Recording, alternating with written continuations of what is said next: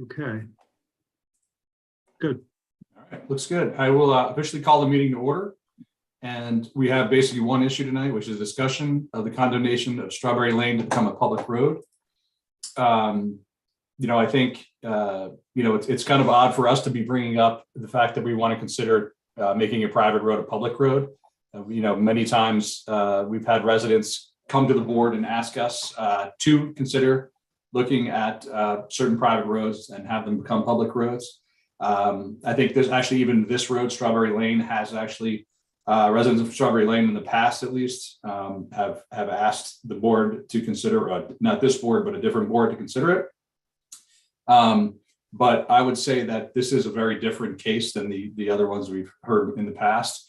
The recent development proposal brought to light several issues, including the New York State Department of Transportation basically considers exiting out of Strawberry Lane to be dangerous.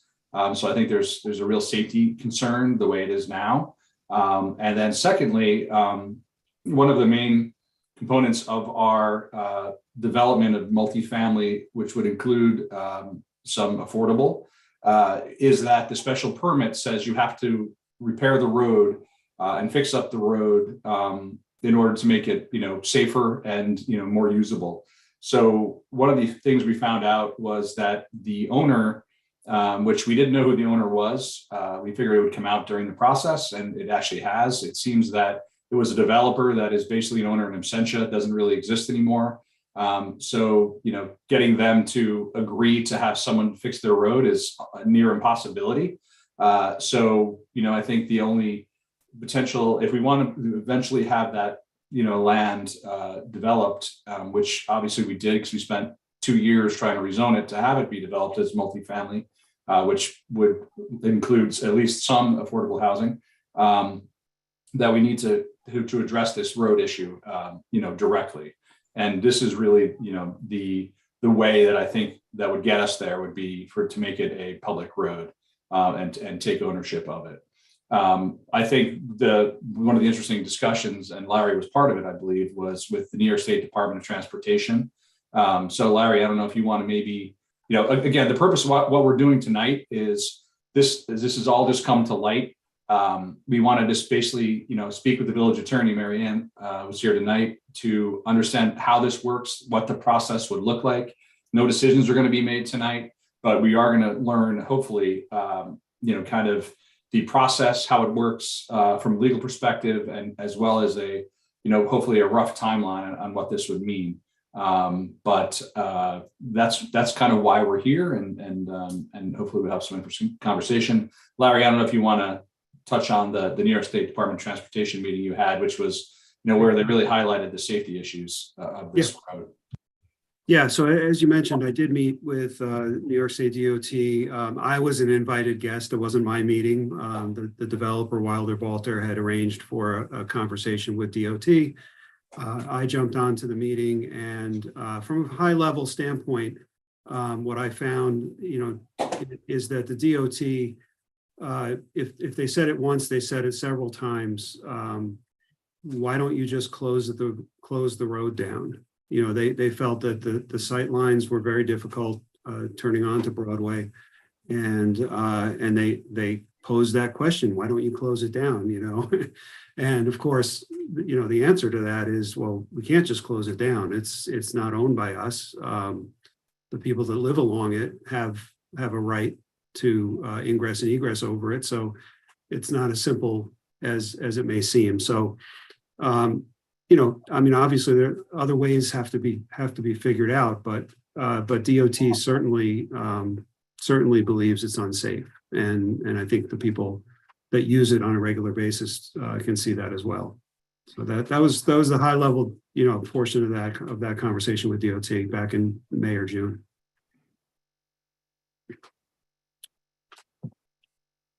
I don't know if anybody else from the board wants to, kind of discuss while we're here, or we can just get into the discussion with Mary Ann. I just don't. I would just, Mitch, go right ahead. No, I was just going to say mine's pretty quick, and then maybe Mary Ann could just briefly discuss what the ownership issue is of Strawberry Lane right now, because I don't think most people know that. Yeah. Fair enough. Okay, Strawberry Lane was created as part of a subdivision, I think it was back in the 1920s, called Irvington Estates. And it created 42 lots, the lots along Strawberry Lane, lots on Irving Place, on Circle Drive, and some of the lots on Riverview. And like I said, it was roughly 42 lots. I don't know if they were all developed. And the developer was Scarsdale Heights Corporation. And they sold all the parcels off. And at some point, I think it was in 1929, they offered for dedication Circle Drive and Irving Place and part of Riverview Road to the village. The village took it over, but Strawberry Lane was not part of that dedication. So Strawberry Lane was just, because it was never conveyed, was kept by Scarsdale Heights Corporation, and all other properties that abutted that lane had a right of way over it. They don't own any part of the street. Often, indeed, you'll see you own to the center line of the street. But these were very clearly, they ran from the northern property line or the southern property line of the road, did not include the street, but they all got, they all had easements of access over it. So, and then as far as we know, Scarsdale Heights Corporation never conveyed it to anybody. Scarsdale Heights Corporation does not seem to be in existence anymore. Nobody can find anything on it. If you decide to go ahead with the eminent domain process, we'll have to, make sure that we're doing everything possible to find them. But probably the only notice they would get if they're still there. I doubt they're still there. I mean, there's no sign of them. They were, there was some evidence of them being around in the 1940s because there were a bunch of tax foreclosure cases that they were part of. But after that, they seem to have disappeared.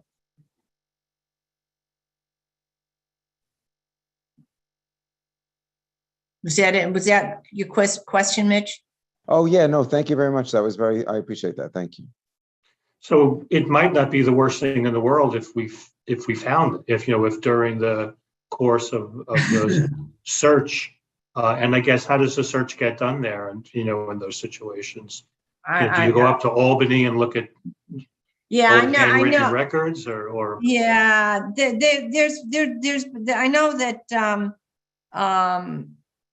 I think that the developer earlier on, because they wanted to find the owner, did make some efforts to at the Secretary of State, but we just have to make sure that we dot all the I's and cross all the T's there. But I don't think they're going to be fine. And in a case like that, then the remedy would be to do to publish notice, which it's got to be published anyway. It's got to be published in 5, which I'll get to later, in 5 consecutive issues in the newspaper, the official newspaper. Marianne, I guess was there any record of them either being dissolved or just being struck? Nothing. They just disappeared. I mean, there could be a record, but not anything anybody could find. Right. It's been a long time.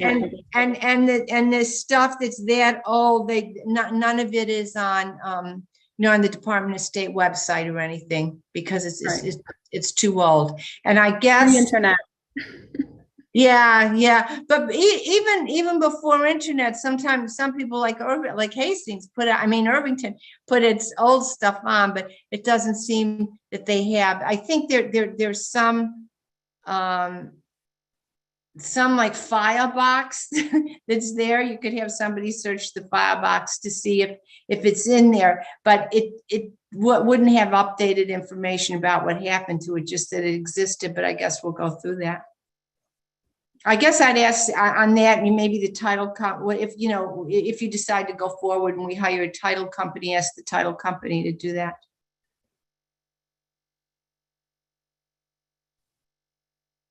Well, Anybody else? just speaking for myself, and sort of reiterating what Brian said, I know in my mind, the zoning that we wrote, the purpose of the zoning that we wrote was for multifamily housing with a hopefully significant affordable component, would be what we would want to see on that property. We further acknowledge that Strawberry Lane was problematic and that most likely there would need to be some type of improvement done to allow that to be a road that could be accessible and could be safely accessible, both in going in and going out. And what we found, even though we wrote into our zoning that Strawberry Lane needs to be accounted for, was that there's no one accounting for Strawberry Lane, and no development. This isn't simply the Wilder Balter proposal and us trying to do everything we can for this particular proposal to go forward, but for any proposal to go forward, for there to be any development that we would like to be able to see there and spend 2 years, envisioning to happen, that I think this is the way we need to go. We need some further discussion about timelines and extent of the road and things of that nature. But, if we want this zoning to happen in any way, I think this is something that we have to consider. I also want to say that I think what a big concern is what you said from the Department of Transportation meeting, which is that, I sometimes go up Strawberry Lane, I live on Riverview Road, but I do think the concern is that if it's a dangerous road, the sight lines are not great, that we need to do something about Strawberry Lane, period.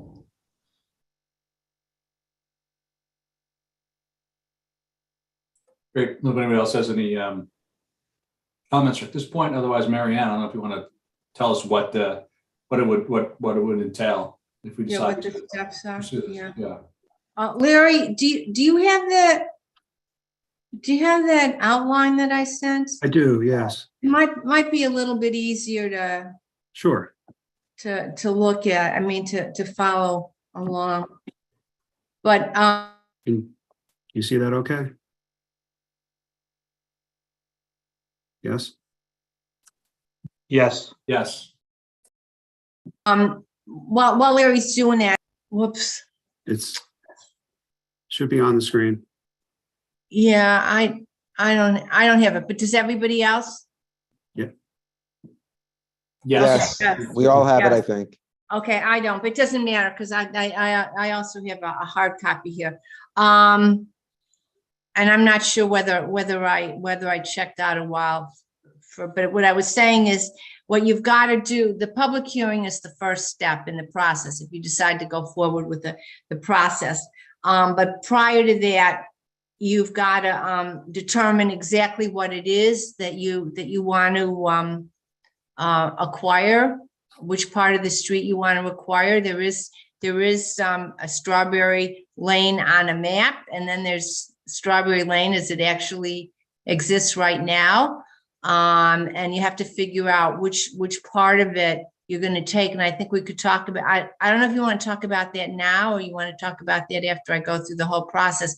But the two things that we really have to resolve tonight, if you're going to go forward, are one, what the public purpose is. And I think that was all stated pretty clearly by the mayor and the trustees, what the public purpose in acquiring it would be. Then the other thing you have to resolve is exactly, you could say we want to take over Strawberry Lane, but there's some, I'm going to say confusion, but unclarity about what part you exactly want to take.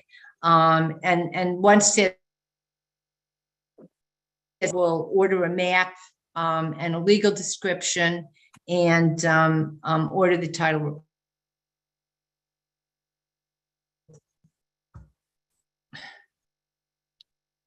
Did people hear me? We heard you. Yeah, your video's frozen, but we heard you.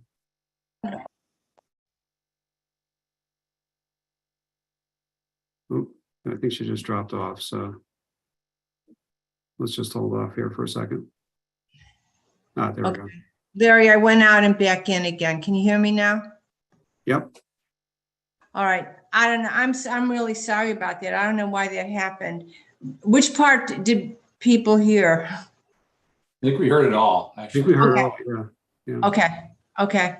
So, but my question is, do you want to talk about now about which part of it you want to take, and then I'll go through the rest of the process, which is there's not really a lot of discussion. I'll just tell you what to do.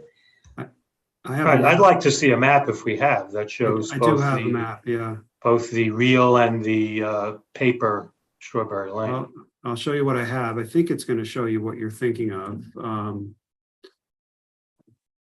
you see that? Yes. Okay. So I think, again, this is not survey based or anything exceptionally precise, but this gray should show you where the actual roadway is, or driveway in the case of Abbott House, with the lot lines being in red. So that the lot lines here is what, the quote unquote Strawberry Lane would be.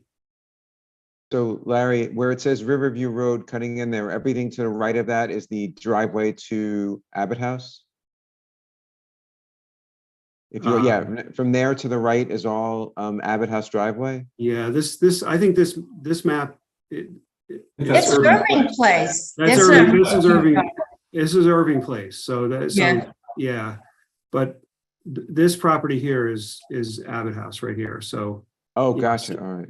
Essentially, I mean, this is what we would have to look at with I imagine with a surveyor or some other type of a map, but right in here is where it transitions into being a driveway for Abbott House. So that's what I was trying to pin down. Yeah.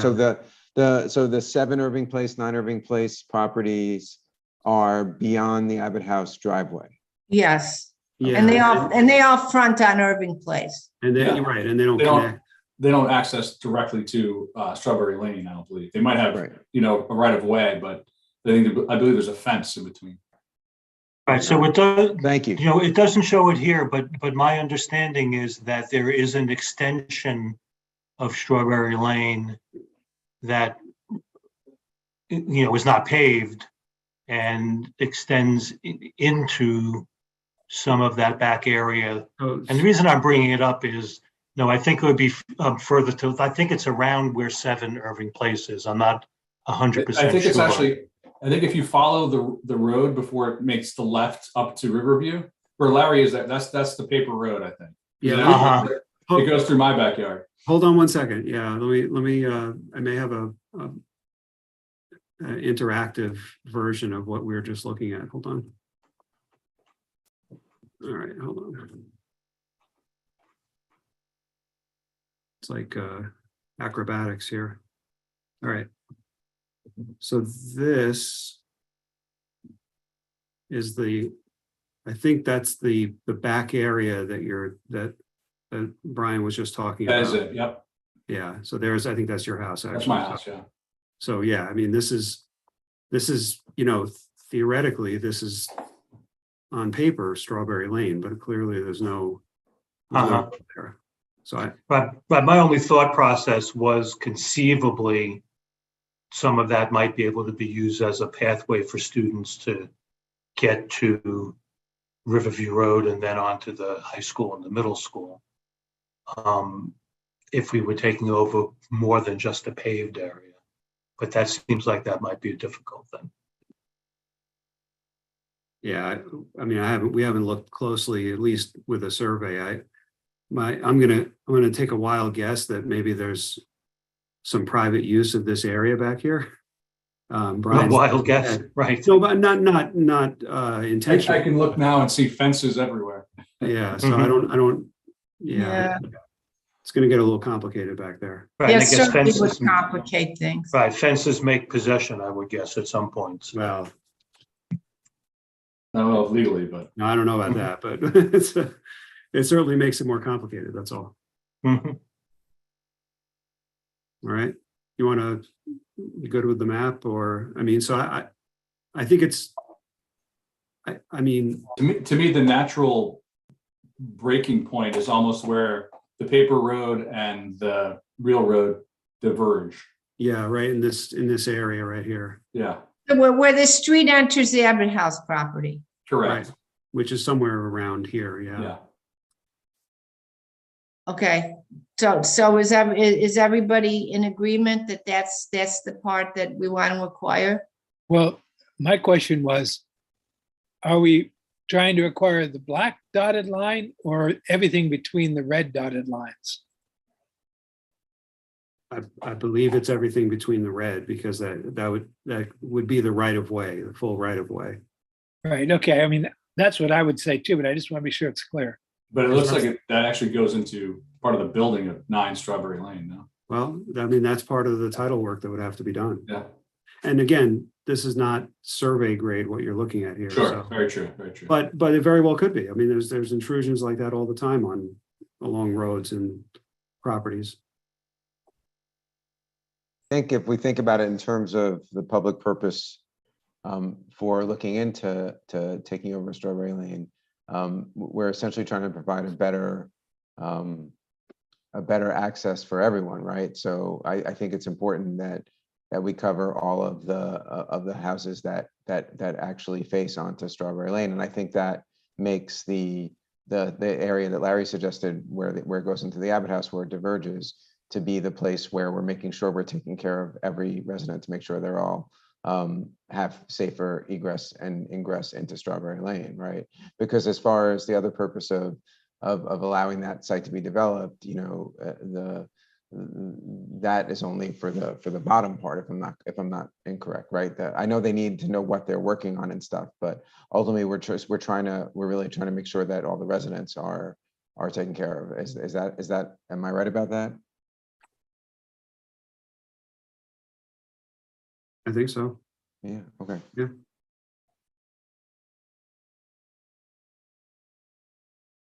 Okay, so Just one more, Larry, not to harp on it, but can you just pull the map again further?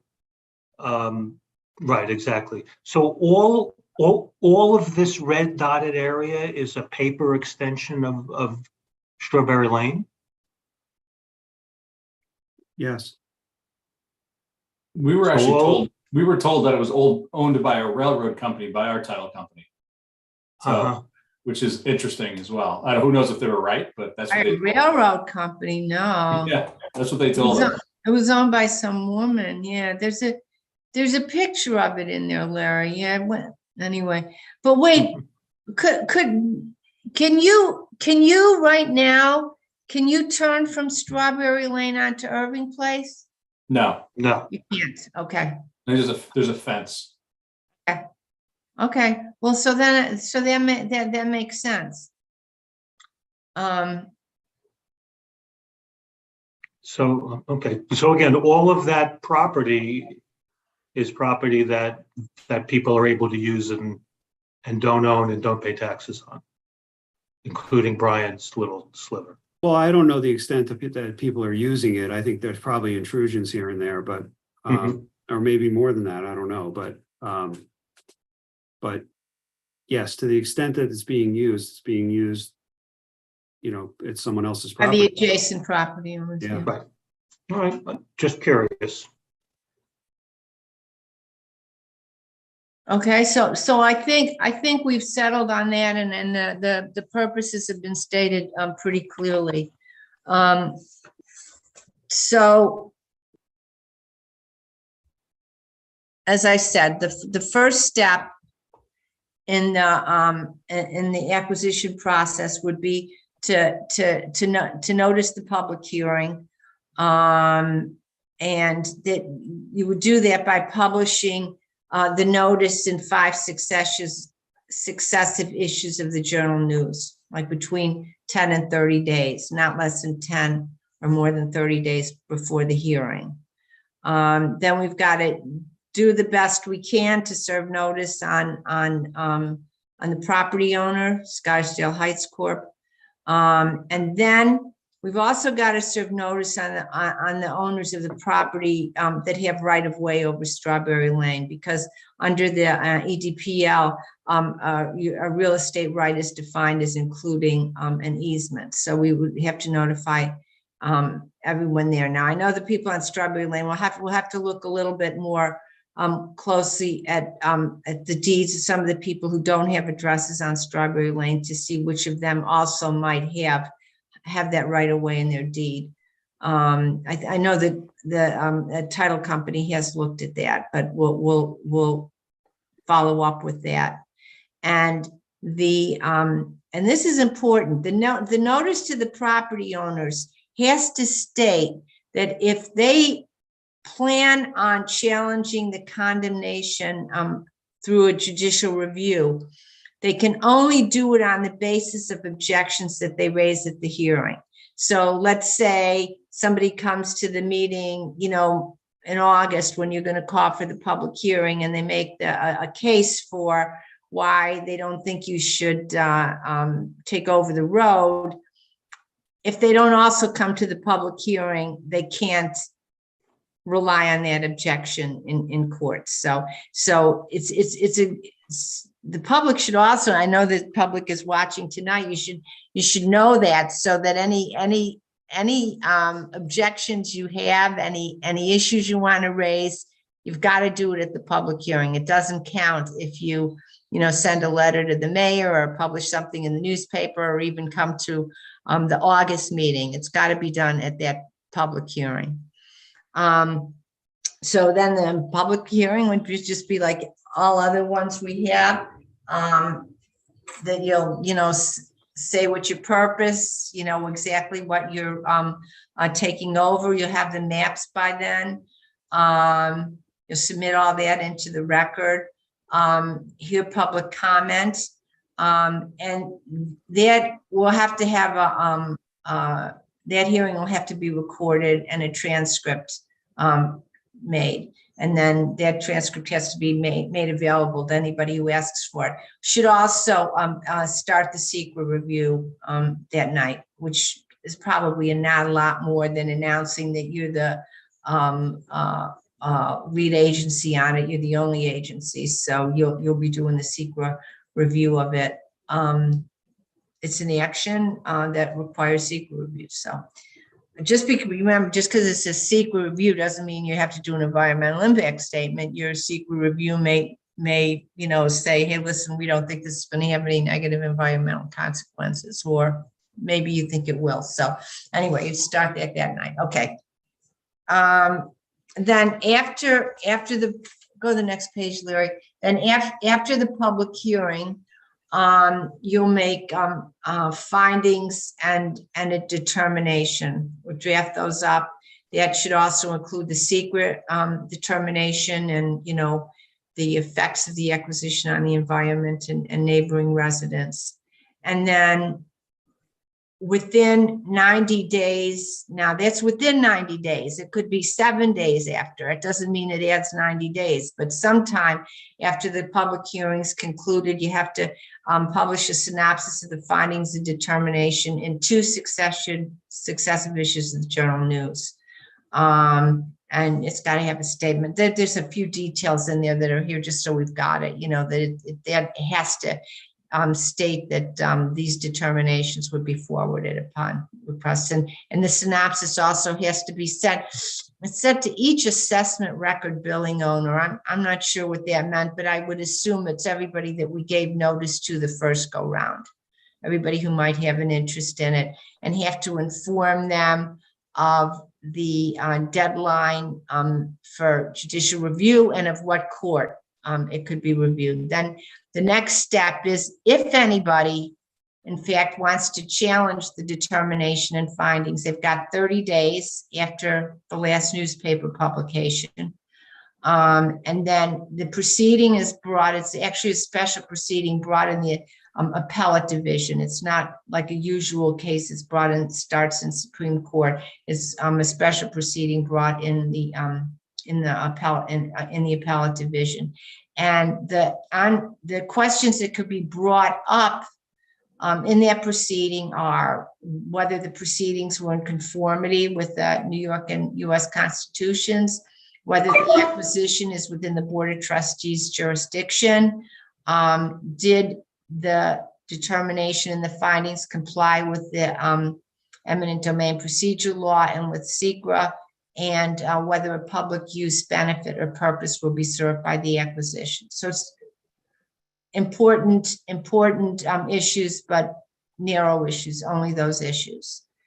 Then there's a provision that's, you know, important in most eminent domain proceedings. Is probably not relevant here, and that's if you're taking property that, you know, you believe has a value, you make an offer to the property owner, say, you know, I'll offer you $1 million, and whatever it is, I'm sure it would be understated, they don't take it. Then if subsequently they're awarded damages, they don't get interest on that part of it. But that's not really going to be relevant here, I don't believe. All right. Then I know this says within 3 years following publication of the determination and findings, or following a final order or judgment upon judicial review, then the village files a petition in Supreme Court to acquire Strawberry Lane and to file the acquisition map. There's no reason it would, you know, it has to take 3 years. It would probably happen pretty promptly. And then the details of that proceeding are spelled out in the EDPL. I won't go into them here, but then once the order is granted, you know, once petition's granted, then the notice of the acquisition has to be published in 10 successive issues of the newspaper. And then it vests, and it's after that any claims for compensation would be made. So the claims for compensation are made actually after you've acquired it. You know, you've gone through the process, you acquired it, you file the map, the court says it's okay, you file the map, and it's then that people would make any claims for compensation. Mary Ann, compensation is only to the owner of the road? No, I mean, or can compensation be made to other people? Yeah, it could be to anybody who has an interest in it, to somebody with a right of way, but I mean, to me, I don't see what compensation there would be, because they still have a right of way. They had a right of way, they still have a right of way. What they own is a right of way, they still have it.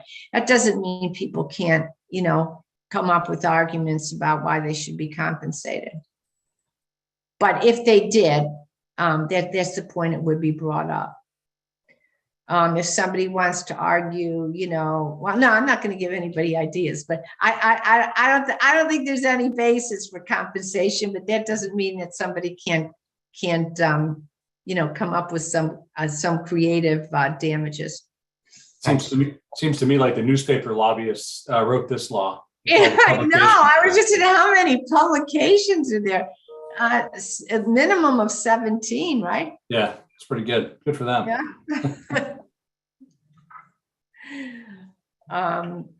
So that's the process. It's all spread out. I mean, with that, I mean, I know somebody asked earlier, how long is it going to take? Well, can't tell. It depends. I mean, I would say it would all go pretty quickly unless somebody does bring an action saying that, you know, that you don't have, that you didn't do it right, or you don't have there's no public purpose to be served by this acquisition, or whatever. If there's litigation there, that could hold things up. Although I'm not sure how promptly the courts would decide something like this. Danny, do you get that? Yeah. So what's our timeline going forward in the short term? Well, that's up to you guys. I mean, if you're. I know, that's why I'm asking it. Oh, Not of the you, other I'm guys, sorry. yeah. Are Right, you- I'm asking that of the board, not of you. Okay, okay, thanks. Well, I think we decided, you know, if we think this is something that we're interested in, we could call for a public hearing as soon as our next meeting. Well, we should make the announcement to call for a public hearing at our meeting as soon as Monday. You know, if this is something that, you know, we think that safety issues, big enough concern, and we think that, you know, the ability to have someone develop that property is a big enough public interest that we want to move forward with this. So I think that's the question. And then what part of the road? I think those are probably the two questions. A, do we want to, you know, consider announcing a public hearing? And then secondly, if we do, what part of the road do we want to consider? Well, you have to decide that before you call for the public hearing, because Right. your notice has to say exactly what you plan on acquiring. Doesn't mean you couldn't change it later on, but then that's another process, but. Right, but just from a mechanic standpoint, so, you know, one of your pre-public hearing steps was order a map and a legal description. Yeah. So how quickly and what map quality does that have to be? Is it survey grade? What are we talking about? Yeah, well, you certainly need that by the public hearing. By the public hearing, but not necessarily when you call for it. So, because when you call for it is. No, yeah, to call for, no. Yeah, okay. Because you're talking, it's almost a month to the, between the announcement and the public hearing, isn't it? Yes, but the notices, you're doing, in that window of time, you're doing notices in the newspaper and on the, you know, various property owners or people who have interest. What level of detail does that have to have with respect to the description of Strawberry Lane that's being? Well, I think you could describe it as the Strawberry Lane as it now exists to where it enters the Abbott House property, or however you describe. That's an accurate description of what you're taking. But what the surveyor is going to do is put that on a map and give you meets and bounds for it. Right. So that I think that's an accurate description of what you're acquiring. right. So that's enough for the notices and all of that to happen.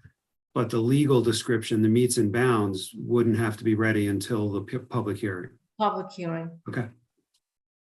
So, I mean, I think it's a little odd that it's got to be ready before the public hearing, in the sense of that people need to review it to know whether or not they have something to say. So I'm a little concerned that just to say we're going to deliver all the goods at the public hearing might not be fair to the community at large. But Mark, you've described exactly what you're taking. But we've already seen that the red lines are complicated in that map. Some of them go into existing properties. So, you know, like actual buildings. So you can't just sort of say, well, look at this map. I mean, obviously it's got to be however that map gets adjusted to be reasonable, right? Or do we? I mean, I don't even know how you resolve that with that boundary goes right down the front of the house or the side of Well, it. isn't it what's paved? Isn't it what's out there paved now? Isn't that what you want? Well, if you say, we said earlier, everything between the dotted lines, the red dotted lines, that in a couple places is complicated. How long would the survey take? If we ordered the survey, how long would that take? I don't know. I don't know for sure. I know, and it's so hard to say now, Arlene, because so many Pizzolo, you know, the office is not, you know, it's part staffed because it's on vacation or whatever. I mean, the only area that I see that looks kind of complicated is Along 9 Strawberry Lane.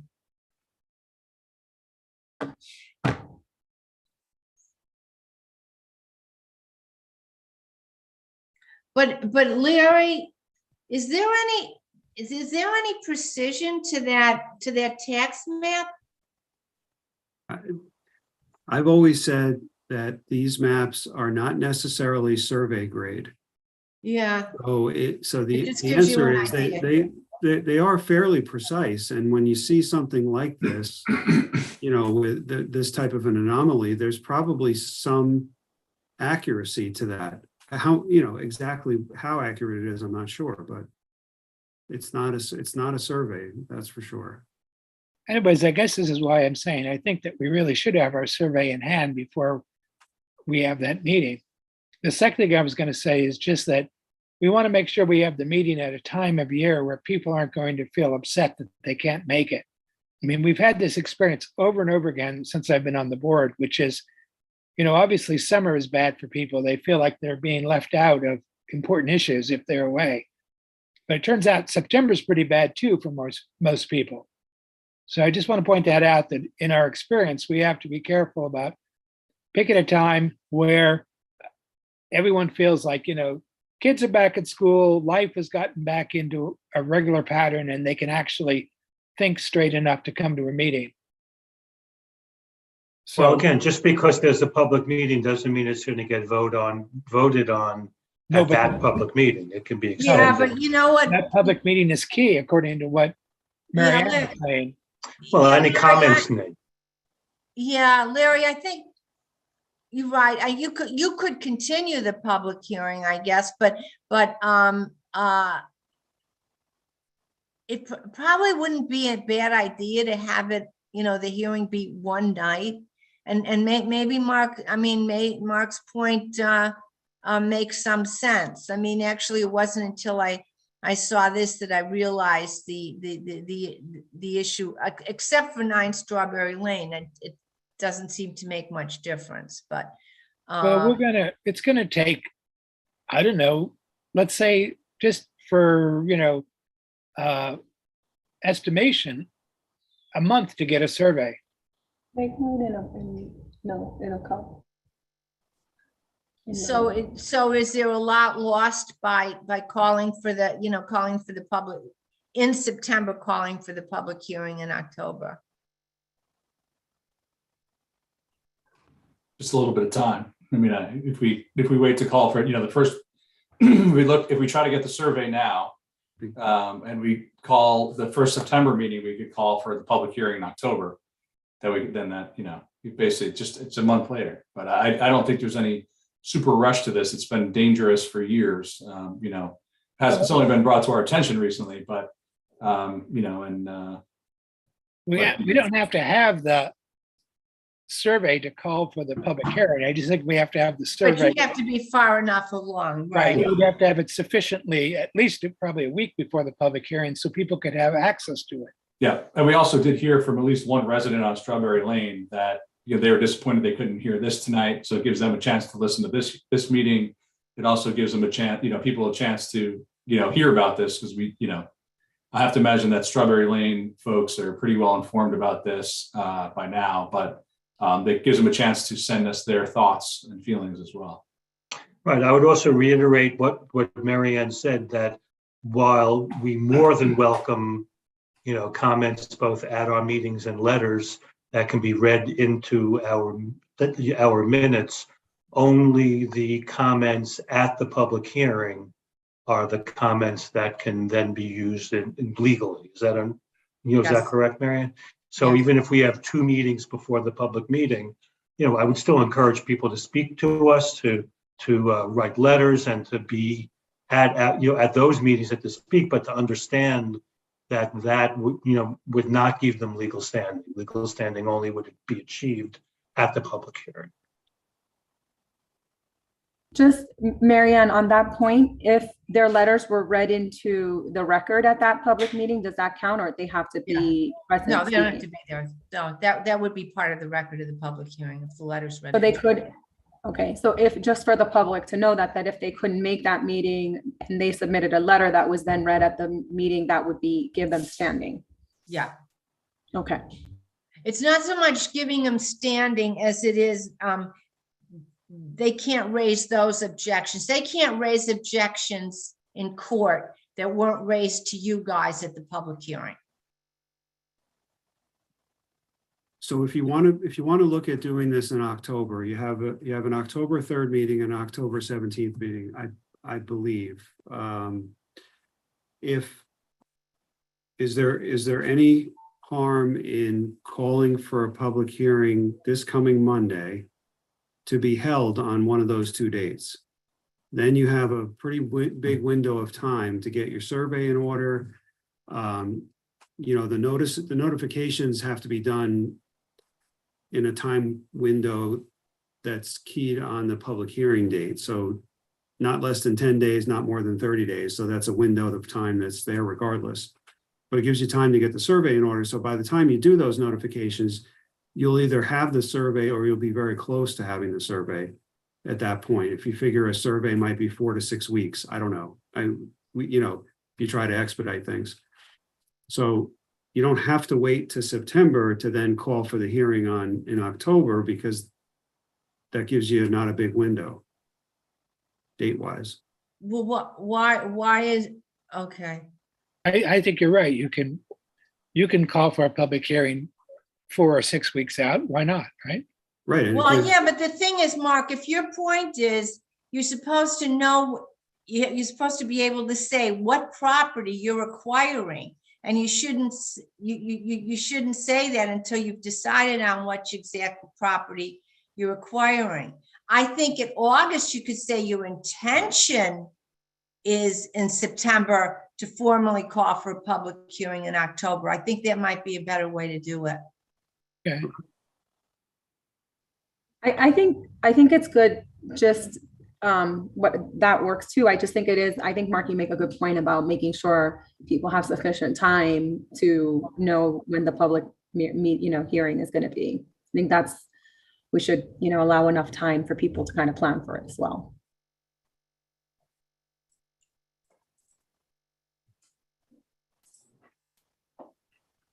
And frankly, I mean, I'm stupid about this stuff, so I don't know what it means. I don't know how you resolve things where how the title company or how the map gets resolved to take into account the fact that the existing property line goes through the middle of a structure. I mean, I'm sure it's taken care of a lot of times in the past in other situations, but I don't know what is involved in doing that.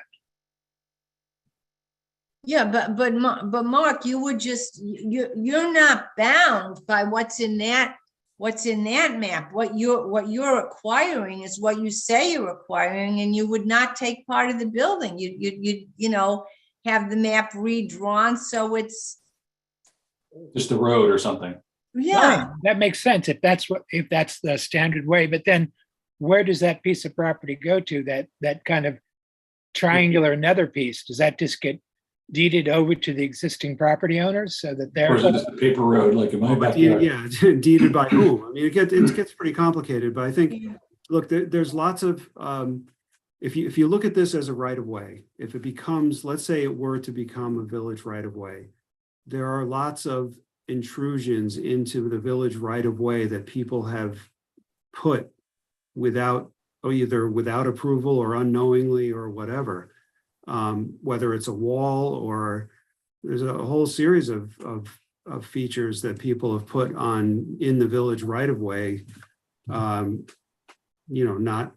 being allowed. So we issue them a street opening permit, or we issue them or in some cases, I know we've had another situation near one of the village parks where someone put a wall that's on village parkland, and so we issued a license agreement or whatever the format was, to allow them to exist on village property. So if we just carve around the building, let's say it is in this right of way, then it leaves that person in an undetermined situation. They're on property that's not owned by anyone or has an absentee owner.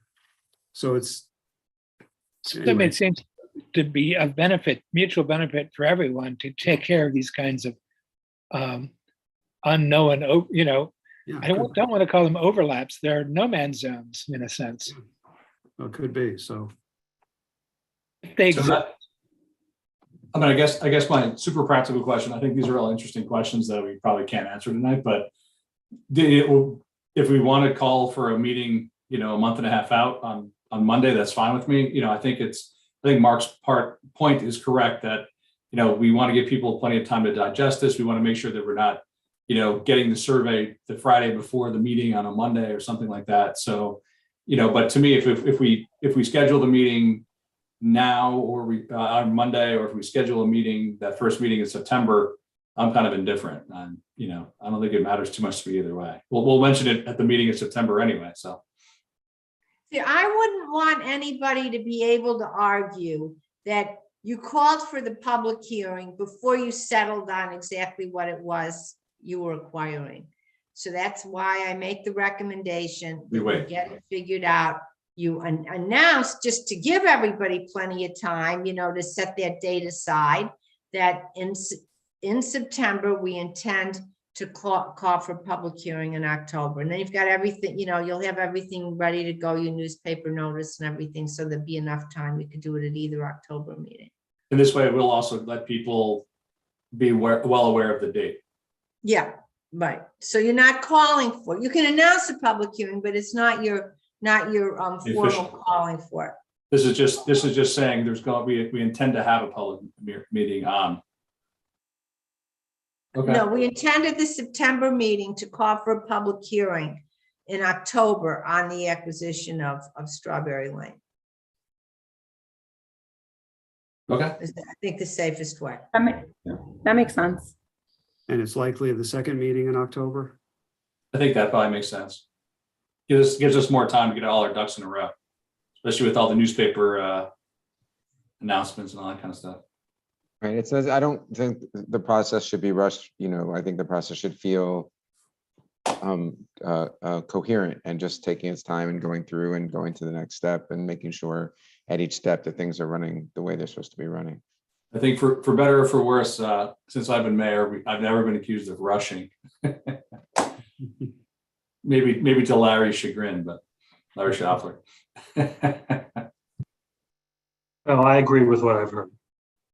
Okay. But I think that's pretty much all we have to discuss tonight then, right? I think so. Enjoy the But now, Larry, you're on vacation. You're going to be on vacation the next 2 weeks, huh? I'm on vacation right now. Yeah, I know. And next week also, because somebody's going to have to go out with the surveyor. I mean, we wanted to get started to show. I understand that. maybe some Yeah. from the building department. We'll take care of it. Is it okay? Yeah, There's somebody else who can. of course. Okay. Yeah, Larry on vacation means he's only working 8 hours a day. Yeah, that's not true. Right, can't you tell he's on vacation? Yeah, So yeah, yeah. So we'll No tie on there. yeah, exactly. We'll take care of you know, getting a surveyor on as quickly as we can, and then trying to point out what we're talking about. Good. okay.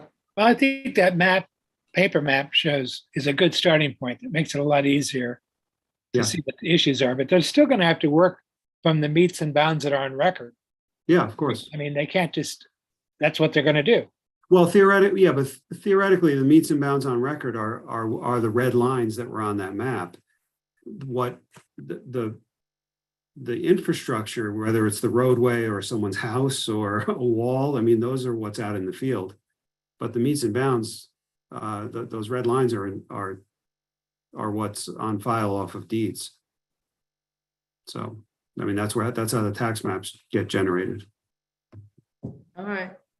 So they are pretty accurate. Yeah, the red lines are accurate, but whether the other features are accurate. Oh, I see what you're saying. Yeah, well, I do know, we had an application before the planning board for a few months I guess it was on Irving Place, and you know, a lot of the property was actually in the street. A lot of improvements were in the street, you know.